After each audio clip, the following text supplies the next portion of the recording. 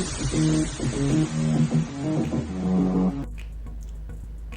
everybody, welcome back to Conquest of Ea. And for this video I thought, since there's so many new things coming out and news coming out on the front of Bellum's Conquest, I would just cover some of that. First off, obviously, if you play Conquest or have been following what Bellum's doing at all with the Living World, they're in their second round of voting for Project 8, which is the 8th faction that's going to release in the game. And the votes are going to be between Hell, which is like a Nordic, Norse death cult kinda, and then the Sorcerer Kings, which is kind of like a Middle Eastern feel with the jinns, genies, and things like that, with like sorcerers that have elemental magic. And then the third faction, which isn't doing that well, is Dogs of War, which is a mercenary faction made up of all the different factions kind of spliced together. Right now, when I looked, it looked like Sorcerer Kings had like 40-some% of the vote, and Hell was in the 30s.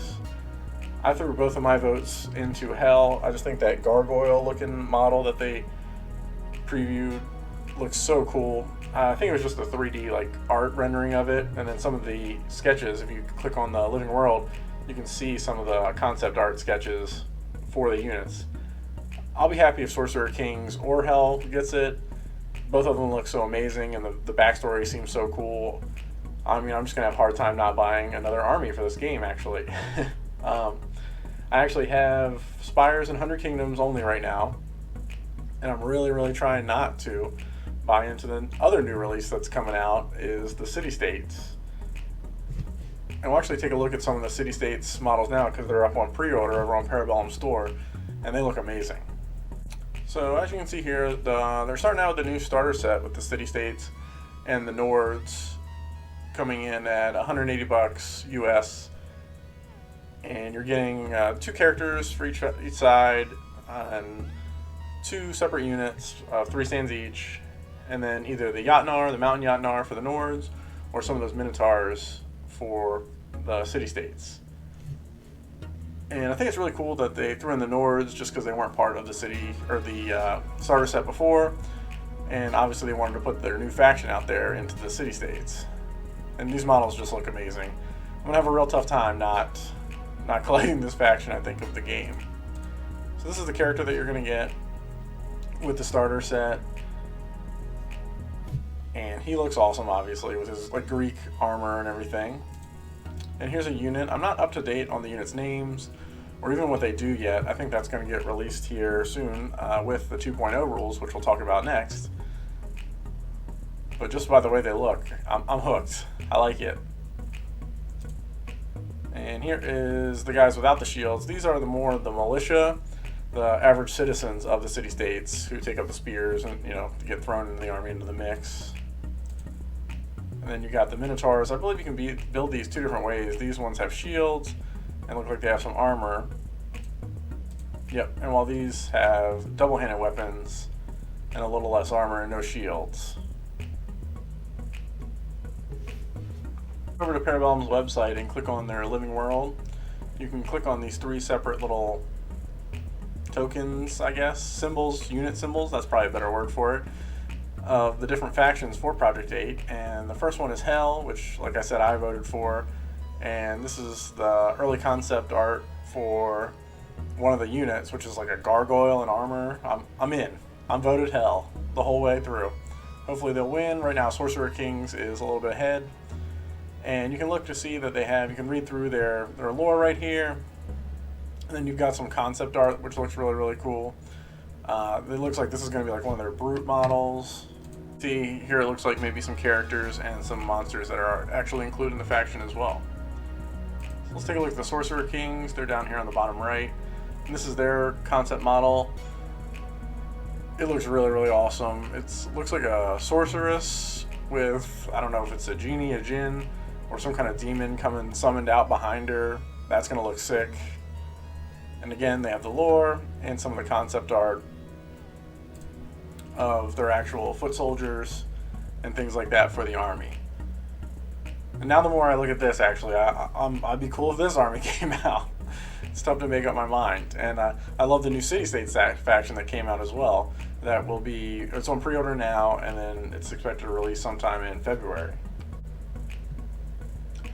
Now, along with the Living World and the release of the city-states, Bellum has put out that they're going to release version 2.0 of The Last Argument of Kings, their full mass battle fantasy game.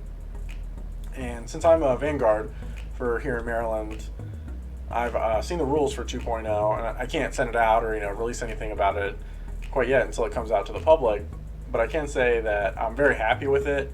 I looked at it, and there's definitely a lot of changes that came about that I didn't think it was going to be as big as changes as it was, but I'm really happy with it. It's still the same game. It's not like a different system or anything like that, so don't worry, all your units still function. You're not going to have to buy a completely new army because the meta changes like another company might have done to me many, many times in the past. But yeah, 2.0 is looking awesome, and I can't wait to record a video about it as soon as it's out for public release. I'm not really sure when that's going to be. I think maybe at the end of January. And I know I have an event at the end of February as our next local event, so we'll definitely be using 2.0. I can't wait until it releases so I can show it out to my gaming group and tell them that all the army lists that they made, they're going to have to rewrite. No, I'm just kidding. You don't have to rewrite your army list, don't panic. But there's things definitely changed, so you're going to have to take a dive into your list again. You won't be able to use the same exact list, but it's a little shake-up, which I think will be interesting for the game overall and the meta.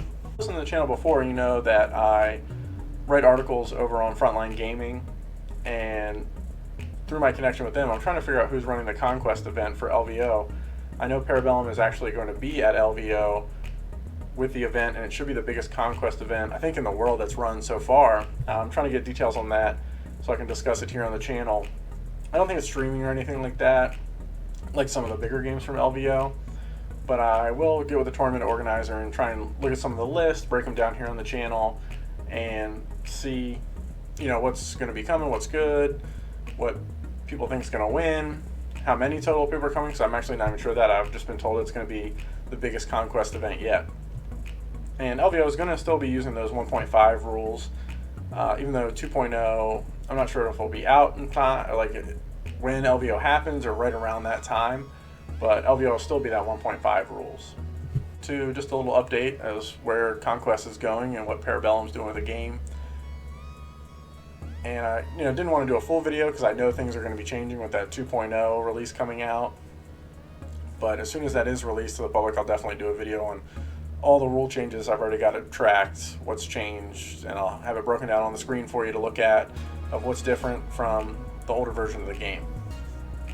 And I just got to say, I love what Bellum is doing with the game and how transparent they're being with just releasing the rules out there on their website, with the Living World being a vote for their next faction that you're actually, will collect in the game, and they add it into the lore. I just think they're handling the development and growth of their game so well.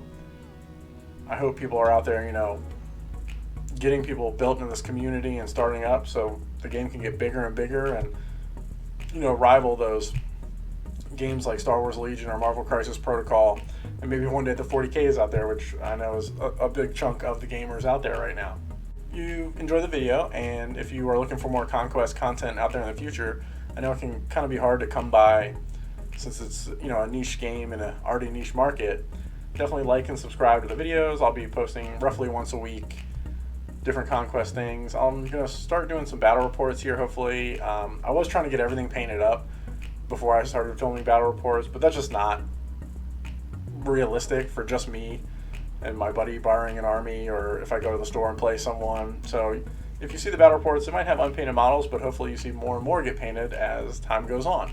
And finally, if you need any products, any miniature war game really, Frontline Gaming carries it over on their web store. I do have an affiliate link for them up in the top of my YouTube channel and down in the description of this video. So if you need anything, I would really appreciate it if you could click on that and buy through them. I get a small kickback from them every time you do that, and it definitely really motivates me to create more Conquest content and keep producing content for you guys out there in a game that doesn't have a ton of it flowing onto YouTube quite yet.